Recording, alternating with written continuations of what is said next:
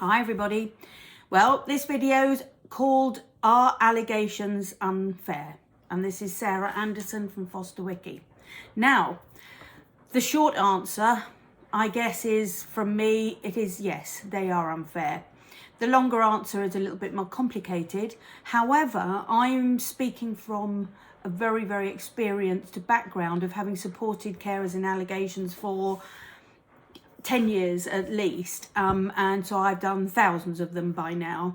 I also want to do a bit of a disclaimer at the beginning here to say that both myself at Foster Wiki and my colleagues in my team at Foster Wiki, all experts by experience, people that have walked a few hundred miles in your shoes, child protection is absolutely paramount to us. So we're not talking about people who have really done something here.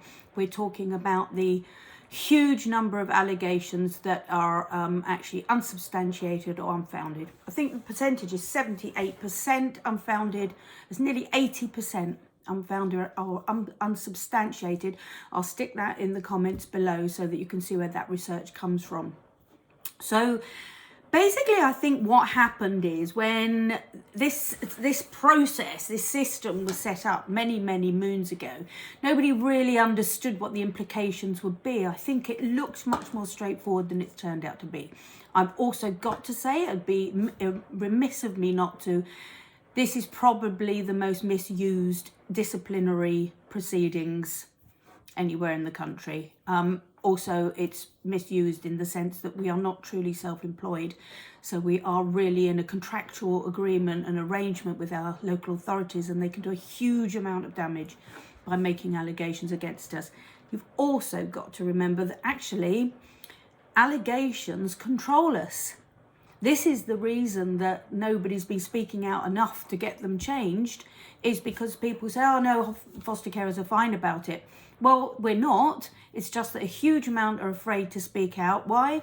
Because of allegations. And do they get misused in that way? I'm afraid they do. Not all of them, but there is some really bad practice that goes around the country, and you know, it really shouldn't be. So what happened when the allegation system was first set up? As I say, I think it's the system that allows the misuse, as opposed to individuals, you know, on purpose being really bad about it. Some would actually argue there that that's not the case, but in my case, I believe that people use it to cover their backs. They use it as a retaliatory thing to do if somebody's made a complaint, again, a back covering exercise. But why is it unfair? Well, it's unfair because we have no rights.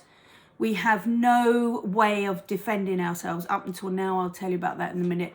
And the only, up until now, really, up until recently, the only way you could be supported in an allegation is by one of the two big support organisations that your fostering provider will commission, i.e. buy in. So they pay for either, it's only two of them, Fostering Network or Foster Talk, to support you during an allegation.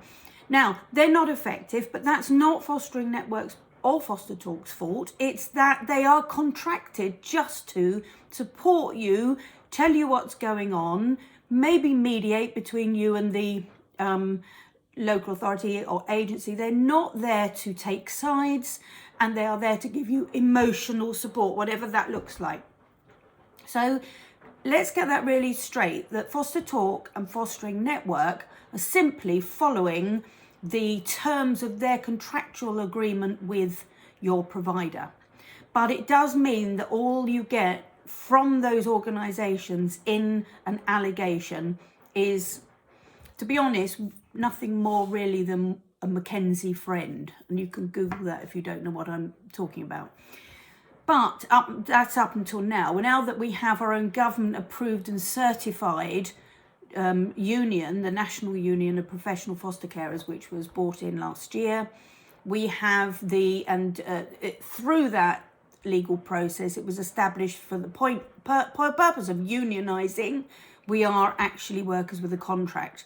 Hasn't kind of gone out into the mainstream carers yet, because obviously they're very reluctant to do that, and we're going to have to do some more fighting before we can get to that point. But we need to get to that point because allegations are unfair, and the reason is that you do not have a leg to stand on in an allegation to prove yourself not guilty. You can only be found founded, unfounded, unsubstantiated, but it still goes on your fostering records as an allegation for a long time, so your records are tainted. And also, I don't know anybody who doesn't get out of an allegation that is unfounded or unsubstantiated, but being told they have to go on extra training and maybe having their approvals changed. They can't do certain age groups, but only these age groups. And as I say, have to engage in quite a lot of training, and they have to sit there in panel telling everybody what they've learned, you know, and how they're going to do things differently next time. Otherwise they get a black mark against them, even if they haven't done anything.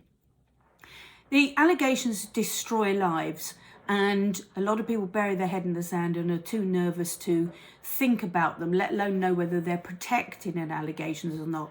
So in the comments below, you'll see the Foster Wiki guide to help and support in allegations, so that you can make your own decisions and you can make a really informed choice.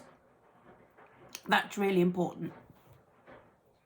So all I'm going to say is subscribe, pass this message around to everybody that you know.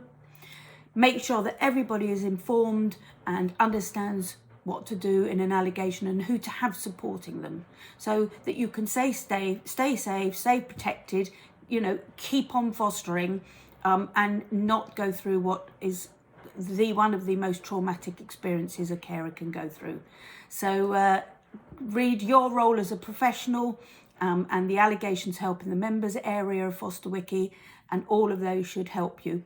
So are allegations unfair? Short answer, yes. See you soon.